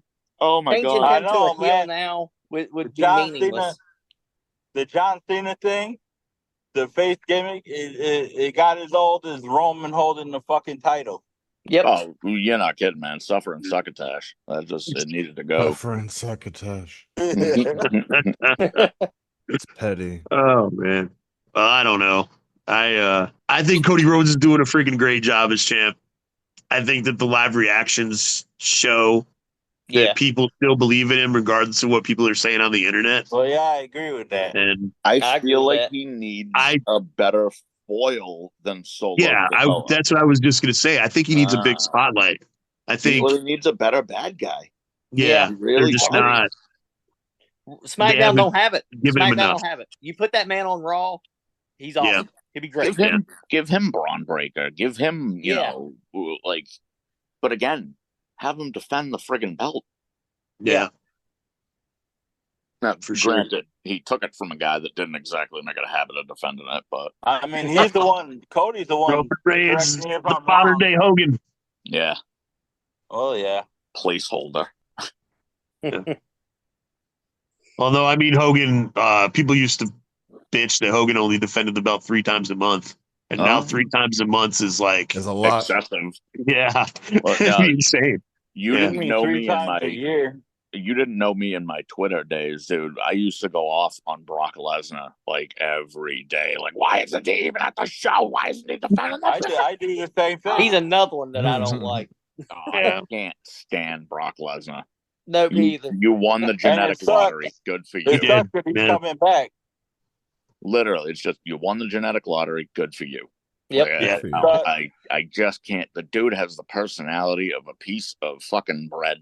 I think it's funny that out of him and Shelton Benjamin, he was the one that got pushed to the moon. Yeah. Unreal. You know, with his attitude, like unreal. That's crazy. AEW shouldn't build, man. Yeah, I'm glad. They just signed Lashley. 20 years too late, but you know he hasn't appeared on TV yet. They signed Lashley too. I'm betting next week they're gonna sign Omos. Well, yes. World title reign for Omos, baby. I just hope world title reign for Omos. I just hope they get like a chance to showcase what they can do. Omos has about as much ring ability as Satnam Singh. World title reign, baby. For a guy his size, I think he can throw down, man. You compare him to Khali. Yeah, great Khali. See, and that's what, dude. So I just made a little random post about why wasn't Omos ever world champion, and everyone was like, "Oh, because he sucks." Like everyone was just like, "Because he sucks." I almost responded. I almost responded, wow, a lot of people just need to say because he's black and get over themselves. Well, the 2 people who actually said he sucks were black guys. So touche. All right. Kind of takes that out. It was Apollo and my buddy James. That takes the wind out of my sails, doesn't it? Yeah. If I'm being honest, I wish they did more with him and AJ, and AJ just doing the phenomenal forearm off his shoulders every match. Agreed. Yeah. I feel like they should have did more. That was again, that was an organic fit. And I don't know why they pull away from that so often. It's crazy because people were saying that people were saying that AJ made Omos look bad because he was such a, or Osmos, whatever. How do you say his name? Omos. Omos, thank you. Jones. Yeah, that they made Chris Rock, that they made him look bad. That AJ made him look bad because he was such a phenomenal wrestler. Excuse the pun. That's not how that but works. I felt like it was a good pairing. Yeah, I felt like he elevated him. Yeah, it was very akin to Rob Van Dam teaming up with Kane. Sure, you've got this absolute technical wizard, and then you've got this much bigger, much more limited, but still talented giant. Right. Or Daniel Bryan and Kane. Yeah. Yes. Or Shane Helms and Kane. Impeccable. Yeah. You know? Those two are unreal. They all good teams, man. For sure. Anybody normal sized in Kane. Yeah. Anybody normal sized too is a good wrestler. And Kane. They can put X-Fox. Yeah. But I think, at the end of the day, what they should have done with that is, AJ wins the belt, almost as his muscle, and eventually he gets tired of being his muscle. And wants that belt. And hits him with a clothesline, does some, Shawn Michaels. Diesel, right. They should have done the Shawn Michaels Diesel thing with him. And he would have been over as hell. Yeah. Because AJ can be super hated no matter how good he is. Yep. He's really good at making people hate him. He can be so cocky and just and almost would have been over and would have got a strong reign as the champ. Yeah, I agree. Yeah. Here's the thing, though. They dropped the ball, dude. Go ahead, Pablo. You have to let Frankenstein's monster eat a few villages before you pull out the pitchforks and torches. Right. But here's the thing about that, though. We already have that with Camille and Mercedes. True. Because you already know that Camille could lift up. She could lift Mercedes with one arm and just throw her over the top rope if she wanted to. Yeah. Well, I'm talking about back in the day when AJ and him were together. That was forever ago. I don't care. Nobody cares about Monet anymore. That's right. Dude, I care about Camille. Camille is freaking dope, and she should be in the ring wrestling people. Yes. I hope they don't waste her. She shouldn't be Monet's muscle.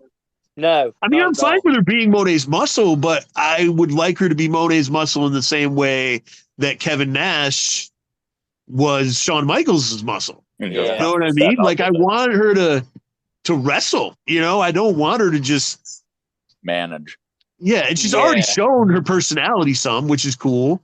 But yeah, she's so good in the ring. I just think they're wasting her. I agree. It's ridiculous. Tony wastes a lot of people, though. Someone signed her just based on the way she looks without going back and watching her NWA title reign or something. I don't know. Yeah. I think there's a lot of that going on, unfortunately. A lot of, and that's a real downfall of the business because there's talented speakers out there who come to the ring in their underwear. And there's spectacle-looking people out there who come to the ring and you give them a mic and you're listening to Billy Bass talk. So it's it's so bizarre what first glance can do. It can damage your reputation or it can enhance it. It's just so bizarre. Yeah, absolutely. Dude, I don't know you that well, but I love you. Well, it's good to be loved, Chad. Awesome. It's fucking hilarious. Anybody got anything to say before we wrap it up this week, or? My gentle friends. No, I would say that. I think he said we should be glad that he graced us with his presence. Exactly. That's me being heelish. That's what that is. All right. We may be having a very special guest from Pablo's neck of the woods on the show next week. But and if we do, we will definitely promo it. We never promo our upcoming shows, but we will promo the hell out of this if it happens. So keep an eye out. Outro? Anybody? Oh, ladies and gentlemen, boys and girls, thank you so very much for listening to Roundtable Wrestling. We appreciate you coming to listen to us each and every week, and we will be here waiting for you next week with a whole bunch of mouthfuls of wrestling content. As for myself, Brent the Nightmare Ward, Pablo Kino Akano, Chad Big Ton Vandermark, and Keith the Wild Man Miller. So long, everyone. Hit that like and follow.